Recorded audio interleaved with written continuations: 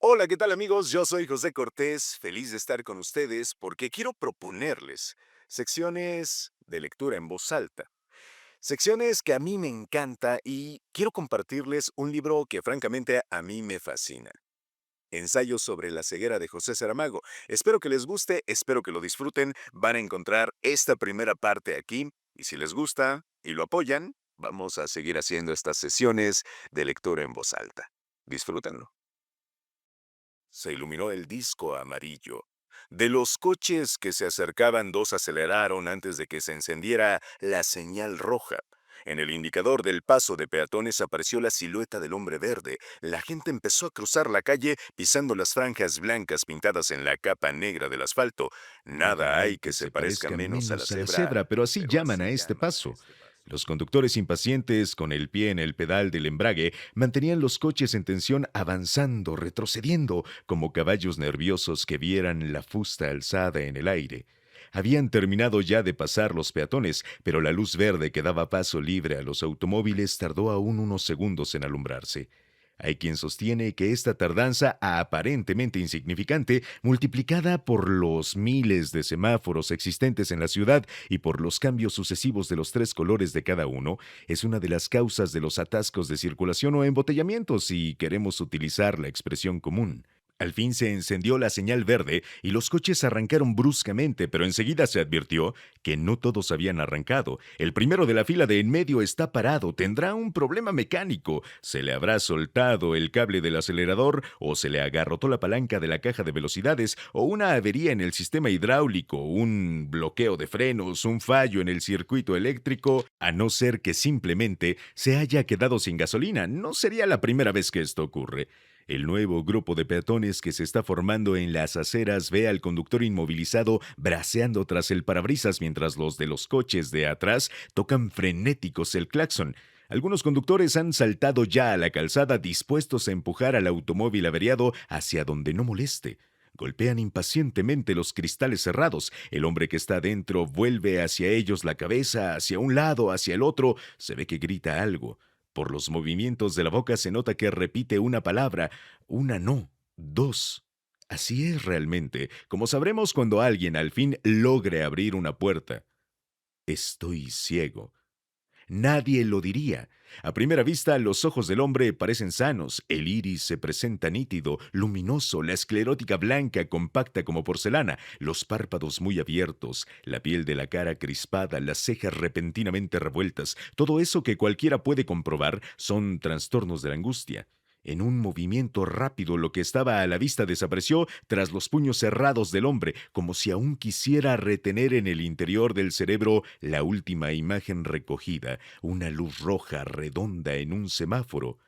estoy ciego, repetía con desesperación mientras le ayudaban a salir del coche y las lágrimas, al brotar, tornaron más brillantes los ojos que él decía que estaban muertos. Eso se pasa, ya verá, eso se pasa enseguida. A veces son nervios, dijo una mujer. El semáforo había cambiado de color, algunos transeúntes curiosos se acercaban al grupo y los conductores allá atrás, que no sabían lo que estaba ocurriendo, protestaban contra lo que creían un accidente de tráfico vulgar, un faro roto, un guardarrabos abollado, nada que justificara tanta confusión. Llamen a la policía, gritaban, saquen eso de ahí. El ciego imploraba. Por favor, que alguien me lleve a casa. La mujer que había hablado de nervios opinó que deberían llamar a una ambulancia, llevar a aquel pobre hombre al hospital, pero el ciego dijo que no quería tanto, solo quería que lo acompañaran hasta la puerta de la casa donde vivía. Está ahí al lado, me harán un gran favor. ¿Y el coche? Preguntó una voz. Otra voz respondió, la llave está ahí en su sitio, podemos aparcarlo en la acera. No es necesario, intervino una tercera voz. Yo conduciré el coche y llevo a este señor a su casa. Se oyeron murmullos de aprobación. El ciego notó que lo agarraban por el brazo. Venga, venga conmigo, decía la misma voz. Lo ayudaron a sentarse en el asiento de al lado del conductor, le abrocharon el cinturón de seguridad. No veo, no veo, murmuraba el hombre llorando. Dígame dónde vive, pidió el otro. Por las ventanillas del coche acechaban caras voraces, golosas de la novedad. El ciego alzó las manos ante los ojos, las movió. Nada. Es como si estuviera en medio de una niebla espesa, es como si hubiera caído en un mar de leche. Pero la ceguera no es así, dijo el otro. La ceguera dicen que es negra. Pues yo lo veo todo blanco. A lo mejor tiene razón la mujer, será cosa de los nervios. Los nervios son del diablo. Yo sé muy bien lo que es esto, una desgracia, sí, una desgracia. Dígame dónde vive, por favor. Al mismo tiempo se oyó que el motor se ponía en marcha. Balbuceando como si la falta de visión hubiera debilitado su memoria, el ciego dio una dirección. Luego dijo, «No sé cómo voy a agradecérselo». Y el otro respondió, «Nada, hombre, no tiene importancia. Hoy por ti, mañana por mí. Nadie sabe lo que le espera». Tiene razón. ¿Quién me iba a decir a mí cuando salí esta mañana de casa que iba a ocurrirme una desgracia como esta? Le sorprendió que continuaran parados. «¿Por qué no avanzamos?», preguntó. «El semáforo está en rojo», respondió el otro. «Ah», dijo el ciego, y empezó de nuevo a llorar. A partir de ahora no sabrá cuándo el semáforo se pone en rojo. Tal como había dicho el ciego, su casa estaba cerca, pero las aceras estaban todas ocupadas por coches aparcados. No encontraron sitio para estacionar el suyo y se vieron obligados a buscar un espacio en una de las calles transversales. Allí la acera era tan estrecha que la puerta del asiento del lado del conductor quedaba a poco más de un palmo de la pared, y el ciego, para no pasar por la angustia de arrastrarse de un asiento al otro, con la palanca del cambio de velocidades y el volante dificultando sus movimientos, tuvo que salir primero. Desamparado en medio de la calle, sintiendo que se hundía el suelo bajo sus pies, intentó contener la aflicción que le agarrotaba la garganta. Agitaba las manos ante la cara nervioso, como si estuviera nadando en aquello que había llamado un mar de leche. Pero cuando se le abría la boca a punto de lanzar un grito de socorro, en el último momento la mano del otro le tocó suavemente el brazo. «Tranquilícese, yo lo llevaré». Fueron andando muy despacio. El ciego, por miedo a caerse, arrastraba los pies, pero eso le hacía tropezar en las irregularidades del piso. «Paciencia, que estamos llegando ya», murmuraba el otro, y un poco más adelante le preguntó, «¿Hay alguien en casa que pueda encargarse de usted?». Y el ciego respondió, «No sé, mi mujer no habrá llegado aún del trabajo. Es que yo hoy salí un poco antes y ya ve, me pasa esto». «Ya verá cómo no es nada. Nunca he oído hablar de alguien que se hubiera quedado ciego así de repente». Yo, que me sentía tan satisfecho de no usar gafas, nunca las necesité. Pues ya ve. Habían llegado al portal. Dos vecinas miraron curiosas la escena. Ahí va el vecino y lo llevan del brazo, pero a ninguna se le ocurrió preguntar. «¿Se le ha metido algo en los ojos?». No se les ocurrió y tampoco él podía responderles. «Se me ha metido por los ojos adentro un mar de leche». Ya en casa, el ciego dijo, «Muchas gracias, perdone las molestias, ahora me puedo arreglar yo». «¿Qué va? No, hombre, no, subiré con usted. No me quedaría tranquilo si lo dejo aquí». Entraron con dificultad en el estrecho ascensor. «¿En qué piso vive?». «En el tercero». «No puede usted imaginarse qué agradecido le estoy». «Nada, hombre, nada, hoy por ti, mañana por mí». «Sí, tienes razón, mañana por ti». Se detuvo el ascensor y salieron al descansillo. «¿Quiere que le ayude a abrir la puerta?». «Gracias, creo que podré hacerlo yo solo».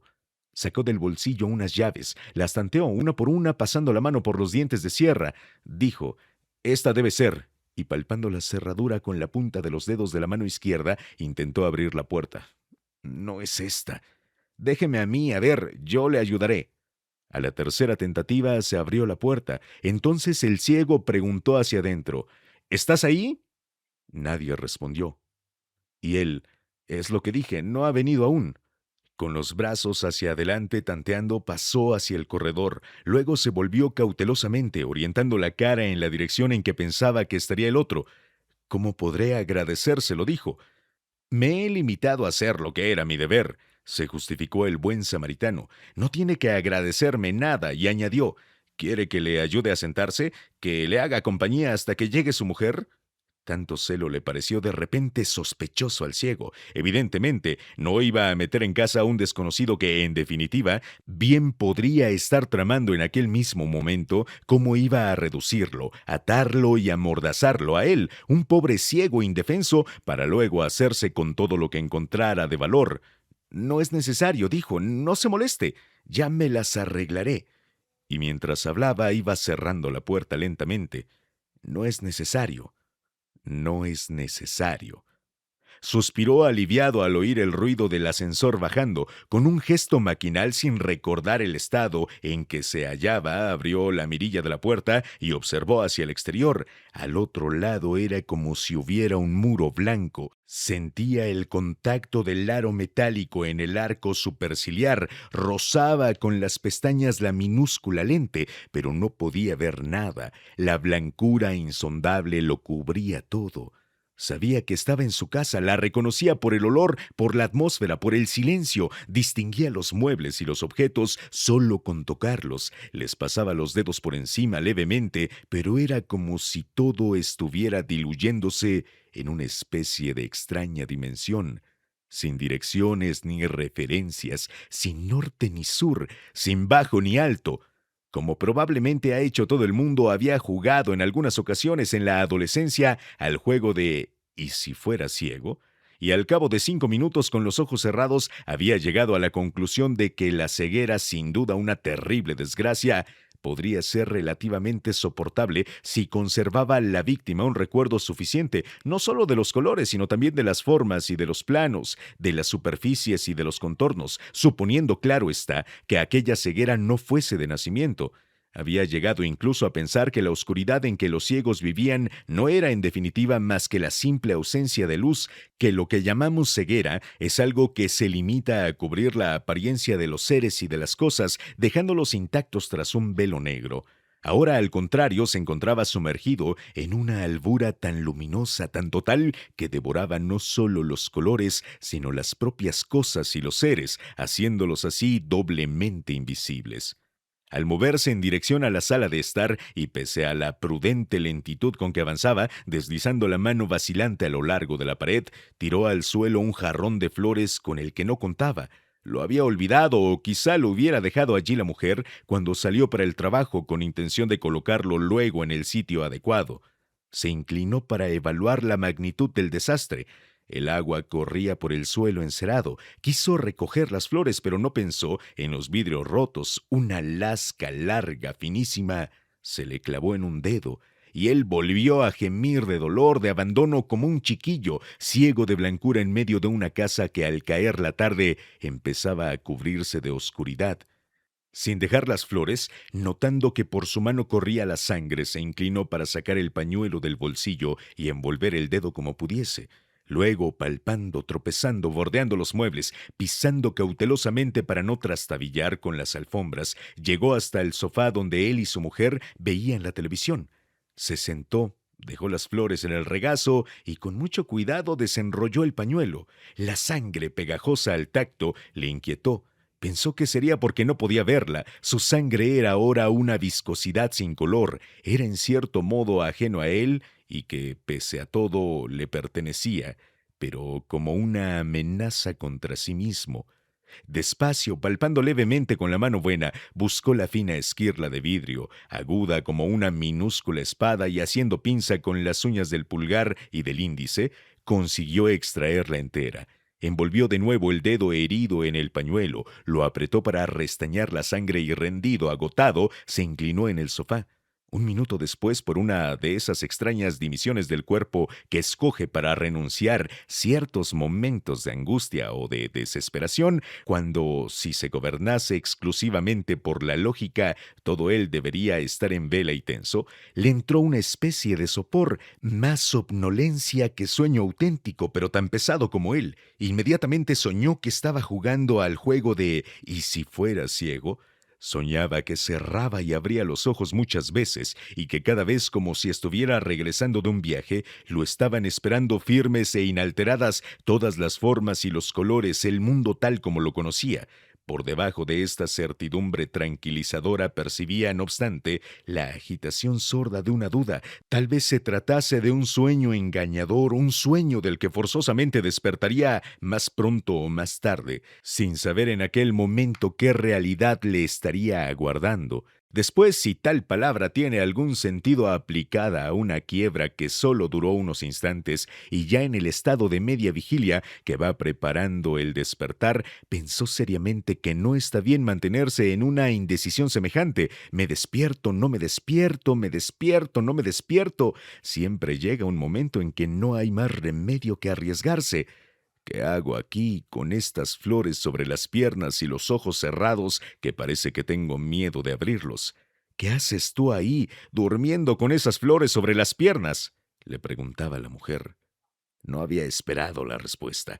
Ostentosamente empezó a recoger los restos del jarrón y a secar el suelo mientras rezongaba algo con una irritación que no intentaba siquiera disimular. Bien podrías haberlo hecho tú en vez de tumbarte a la Bartola como si la cosa no fuera contigo. Él no dijo nada. Protegía los ojos tras los párpados apretados, súbitamente agitado por un pensamiento. ¿Y si abro los ojos y veo? Se preguntaba, dominado todo él por una ansiosa esperanza. La mujer se acercó, vio el pañuelo manchado de sangre, su irritación cedió en un instante. Pobre, ¿qué te ha pasado? Preguntaba compadecida mientras desataba el vendaje. Entonces él, con todas sus fuerzas, deseó ver a su mujer arrodillada a sus pies, allí como sabía que estaba, y después, ya seguro de que no iba a verla, abrió los ojos. Vaya, has despertado al fin, dormilonazo, dijo ella sonriendo. Se hizo un silencio y él dijo, estoy ciego, no te veo. La mujer se enfadó. Déjate de bromas estúpidas, hay cosas con las que no se debe bromear. Ojalá fuese una broma. La verdad es que estoy realmente ciego, no veo nada. Por favor, no me asustes. Mírame, estoy aquí, la luz está encendida. Sé que estás ahí, te oigo, te toco, supongo que has encendido la luz, pero estoy ciego. Ella rompió a llorar, se agarró a él. No es verdad, dime que no es verdad. Las flores se habían deslizado hasta el suelo. Sobre el pañuelo manchado la sangre volvía a gotear del dedo herido, y él, como si con otras palabras quisiera decir del mal el menos, murmuró, lo veo todo blanco, y luego sonrió tristemente. La mujer se sentó a su lado, lo abrazó mucho, lo besó con cuidado en la frente, en la cara, suavemente en los ojos. Verás, eso pasará. No estabas enfermo. Nadie se queda ciego así de un momento para otro. Tal vez. Cuéntame cómo ocurrió todo, qué sentiste, cuándo, dónde. No, aún no. Espera, lo primero que hay que hacer es llamar al médico, a un oculista. ¿Conoces alguno? No, ni tú ni yo llevamos gafas. ¿Y si te llevase al hospital? Para ojos que no ven, seguro que no hay servicios de urgencia. Ay, tienes razón. Lo mejor es que vayamos directamente a un médico. Voy a buscar uno en el listín, uno que tenga consulta por aquí. Se levantó y preguntó aún, ¿notas alguna diferencia? Ninguna, dijo él. Atención, voy a apagar la luz. Ya me dirás ahora. Nada. ¿Nada qué? Nada. Sigo viendo todo igual, blanco todo. Para mí es como si no existiera la noche. Él oía a la mujer pasando rápidamente las hojas de la guía telefónica, sorbiéndose el llanto, suspirando, diciendo al fin, ese nos irá bien, ojalá nos pueda atender. Marcó un número, preguntó si era el consultorio, si estaba el doctor, si podía hablar con él. No, no, el doctor no me conoce, es un caso muy urgente. Sí, por favor, comprendo.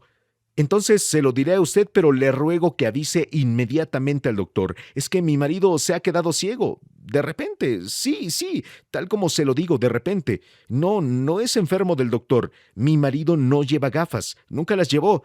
Sí, tenía una vista excelente, como yo. Yo también veo bien. Muchas gracias. Esperaré.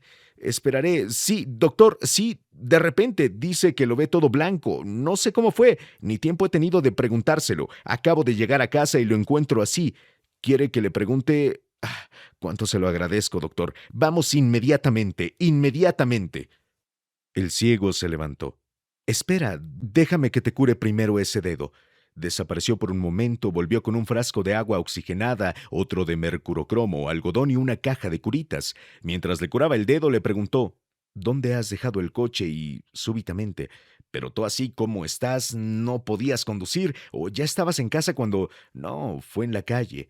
Cuando estaba parado en un semáforo, alguien me hizo el favor de traerme. El coche se quedó ahí en la calle de al lado. Bueno, entonces bajaremos. Me esperas en la puerta y voy a buscarlo. ¿Dónde has dejado las llaves? No lo sé. Él no me las devolvió. ¿Él quién? El hombre que me trajo a casa. Fue un hombre. Las habrá dejado por ahí. Voy a ver. No vale la pena que las busques. El hombre no entró. Pero las llaves han de estar en algún sitio. Seguro que se olvidó de dármelas. Las metió en su bolsillo y se las llevó. Lo que faltaba. Coge las tuyas, luego veremos. Bien, vamos, dame la mano. El ciego dijo, si voy a quedarme así para siempre, me mato. Por favor, no digas disparates. Para desgracias, basta ya con lo que nos ha ocurrido. Soy yo quien está ciego, no tú. Tú no puedes saber lo que es esto. El médico te curará, ya verás. Ja, ya veré. Salieron. Abajo en el portal la mujer encendió la luz y le dijo al oído, espérame aquí. Si aparece algún vecino, háblale con naturalidad. Dile que me estás esperando. Nadie que te vea pensará que estás ciego. No tenemos por qué andar contándoselo a la gente.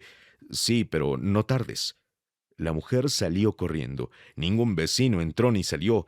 Por experiencia, el ciego sabía que la escalera solo estaría iluminada cuando se oyera el mecanismo del contador automático. Por eso iba apretando el disparador cada vez que se hacía el silencio. Para él esta luz se había convertido en ruido. No entendía por qué la mujer tardaba tanto. La calle estaba allí mismo, a unos 80, 100 metros. Si nos retrasamos mucho, va a marcharse el médico, pensó.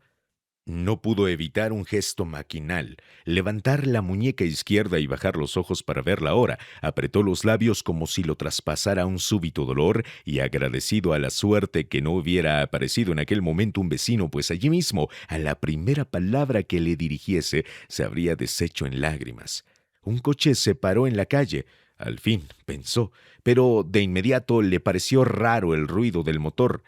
Eso es diésel, es un taxi, dijo, y apretó una vez más el botón de la luz. La mujer acababa de entrar nerviosa. Tu santo protector, esa alma de Dios se ha llevado el coche. No puede ser, seguro que no miraste bien. Claro que miré bien, yo no estoy ciega. Las últimas palabras le salieron sin querer.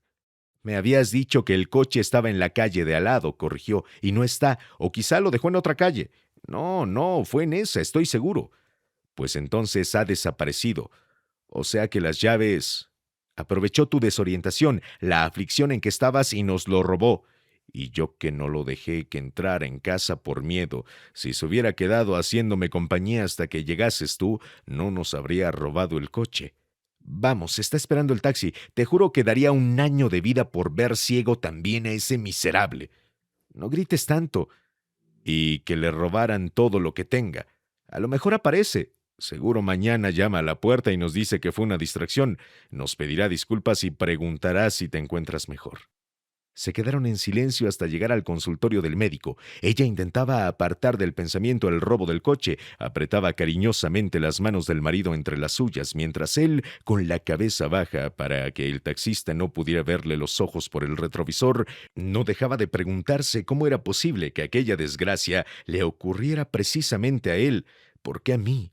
A los oídos le llegaba el rumor del tráfico, una u otra voz más alta cuando se detenía el taxi. También ocurre a veces, estamos dormidos y los ruidos exteriores van traspasando el velo de la inconsciencia en que aún estamos envueltos, como en una sábana blanca, como una sábana blanca. Movió la cabeza suspirando. La mujer le tocó levemente la cara. Era como si le dijese, tranquilo, estoy aquí. Y él dejó que su cabeza cayera sobre el hombro de ella. No le importó lo que pudiera pensar el taxista. Si tú estuvieras como yo, no podrías conducir, dedujo infantilmente, y sin reparar en lo absurdo del enunciado, se congratuló por haber sido capaz, en medio de su desesperación, de formular un razonamiento lógico. Al salir del taxi discretamente ayudado por la mujer, parecía tranquilo, pero a la entrada del consultorio donde iba a conocer su suerte le preguntó en un murmullo estremecido, ¿cómo estaré cuando salga de aquí? Y movió la cabeza como quien ya nada espera. La mujer explicó a la recepcionista que era la persona que había llamado hacía media hora por la ceguera del marido, y ella los hizo pasar a una salita donde esperaban otros enfermos. Estaban un viejo con una venda negra cubriéndole un ojo, un niño que parecía estrábico y que iba acompañado por una mujer que debía ser la madre, una joven de gafas oscuras, otras dos personas sin particulares señas a la vista, pero ningún ciego. Los ciegos no van al oftalmólogo.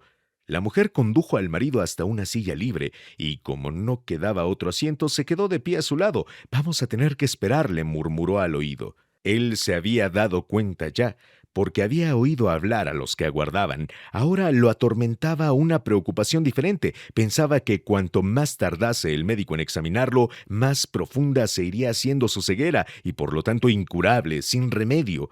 Se removió en la silla inquieto. Iba a comunicar sus temores a la mujer, pero en aquel momento se abrió la puerta y la enfermera dijo: «Pasen ustedes, por favor». Y dirigiéndose a los otros: «Es orden del doctor, es un caso urgente». La madre del chico estrábico protestó: «El derecho es el derecho». Ellos estaban primero y llevaban más de una hora esperando. Los otros enfermos la apoyaron en voz baja, pero ninguno, ni ella misma, encontraron prudente seguir insistiendo en su reclamación. No fuera a enfadarse el médico y les hiciera pagar luego la impertinencia, haciéndolos esperar aún más. ¿Qué casos así se han visto? El viejo del ojo vendado fue magnánimo. «Déjenlo, pobre hombre, que está bastante peor que cualquiera de nosotros». El ciego no lo oyó. Estaban entrando ya en el despacho del médico y la mujer decía: «Gracias, doctor, es que mi marido…» y se quedó cortada. En realidad, no sabía lo que había ocurrido realmente. Sabía solo que su marido estaba ciego y que les habían robado el coche. El médico dijo: «Siéntese, por favor». Y él personalmente ayudó al enfermo a acomodarse y luego, tocándole la mano, le habló directamente: «A ver, cuénteme lo que le ha pasado». El ciego explicó que estaba en el coche esperando que el semáforo se pusiera en verde y que de pronto se había quedado sin ver, que había acudido gente a ayudarle, que una mujer mayor, por la voz debió de serlo, dijo que aquello podían ser nervios y que después lo acompañó un hombre hasta casa porque él solo no podía valerse. «Lo veo todo blanco, doctor». No habló del robo del coche. El médico le preguntó: «¿Nunca le había ocurrido nada así, quiero decir, lo de ahora o algo parecido?» «Nunca, doctor, ni siquiera llevo gafas». «Y dice que fue de repente». «Sí, doctor, como una luz que se apaga, más bien como una luz que se enciende». ¿Había notado diferencias en la vista estos días pasados? No, doctor. ¿Y hubo algún caso de ceguera en su familia? No, doctor. En los parientes que he conocido o de los que oí hablar, nadie. ¿Sufre diabetes? No, doctor. ¿Y sífilis? No, doctor. ¿Hipertensión arterial o intracraneana? Intracraneana, no sé. De la otra sé que no. En la empresa nos hacen reconocimientos.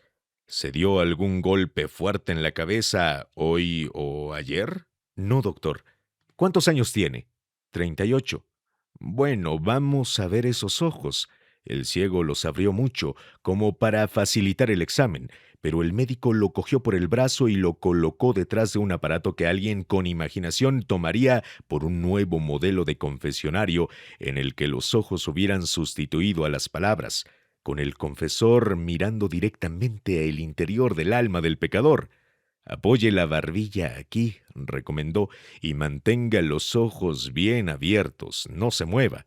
La mujer se acercó al marido, le puso la mano en el hombro, dijo: «Verás cómo todo se arregla». El médico subió y bajó el sistema binocular de su lado, hizo girar tornillos de paso finísimos y empezó el examen. No encontró nada en la córnea, nada en la esclerótica, nada en el iris, nada en la retina, nada en el cristalino, nada en el nervio óptico, nada en ninguna parte. Se apartó del aparato, se frotó los ojos, luego volvió a iniciar el examen desde el principio sin hablar y cuando terminó de nuevo mostraba en su rostro una expresión perpleja. «No le encuentro ninguna lesión, tiene los ojos perfectos».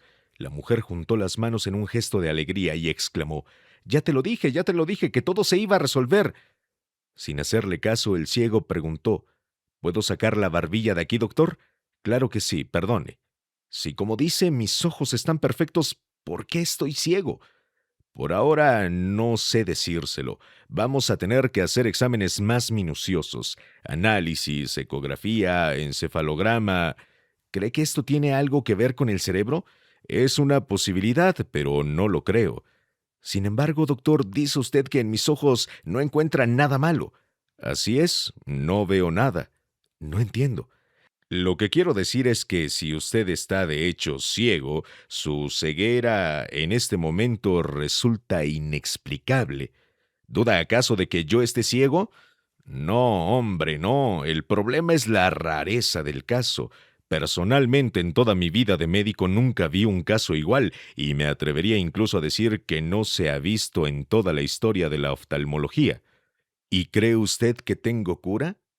En principio, dado que no encuentro lesión alguna ni malformaciones congénitas, mi respuesta tendría que ser afirmativa, pero por lo visto no lo es. Solo por prudencia, solo porque no quiero darle esperanzas que podrían luego resultar carentes de fundamento. Comprendo. Es así. ¿Y tengo que seguir algún tratamiento o tomar alguna medicina? Por ahora no voy a recetarle nada. Sería recetar a ciegas. Esa es una observación apropiada, observó el ciego. El médico hizo como si no hubiera oído, se apartó del taburete giratorio en el que se había sentado para efectuar la observación y de pie escribió en una hoja de receta los exámenes y análisis que consideraba necesarios. Le entregó el papel a la mujer. Aquí tiene, señora, vuelva con su marido cuando tenga los resultados, y si mientras tanto hay algún cambio, llámeme. La consulta, doctor, páguenla a la salida, a la enfermera. Los acompaño hasta la puerta, musitó una frase dándoles confianza, algo como vamos a ver, es necesario no desesperar. Y cuando se quedó de nuevo solo, entró en el pequeño cuarto de baño anexo y se quedó mirándose al espejo durante un minuto largo. ¿Qué será eso? Murmuró. Luego volvió a la sala de consulta, llamó a la enfermera. Que entre el siguiente. Aquella Aquella noche, noche, el el ciego ciego soñó soñó que que estaba estaba ciego. ciego. El ciego soñó que estaba ciego. Si te gusta este contenido, compártelo, suscríbete y nos vemos en la siguiente ocasión.